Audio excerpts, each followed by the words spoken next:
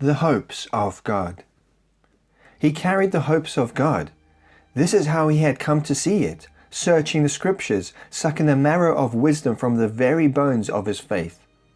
That God had spent everything to try and create community with his beloved, that is, with us, humanity, who has dominion over all the world, as if he or she were a god, and yet frail and fallen, a creature, not a creator, still bearing God's image.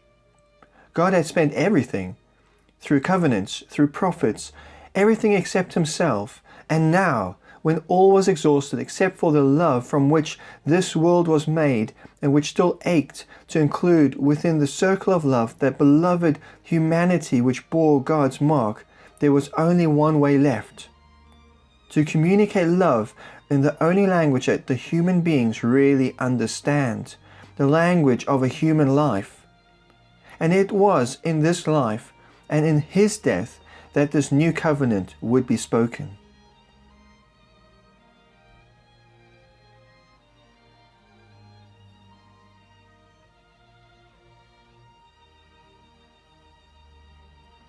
These were the words from the Father that he carried to sustain him, the belief and the conviction that God was at work in him, reconciling the world to himself. And now it was no longer about what he said, though there were still so many things he longed to say. Nor could it simply be the signs and wonders he performed, though he longed to bring comfort and healing to the confusion and pain that he encountered everywhere and in every human heart. Now it was just about what he did, about carrying his body to the cross and submitting to the malevolence and the hatred that would be inflicted upon him.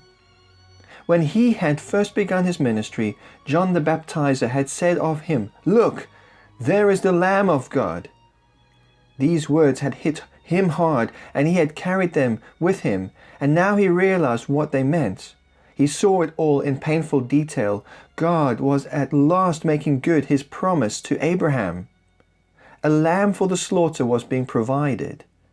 All he had to do now was be that slaughtered lamb whose shed blood saves. And as his forebears had painted the blood of the Passover lamb on the lintels of the doors to ward off approaching death, so his blood poured out on the lintel of this wood, this door between life and death, would save.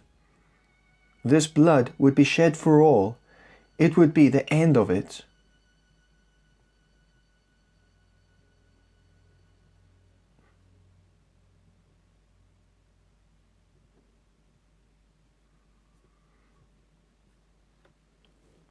He carries to the cross every person and every person's death, for now every person's death will be the only entrance qualification required.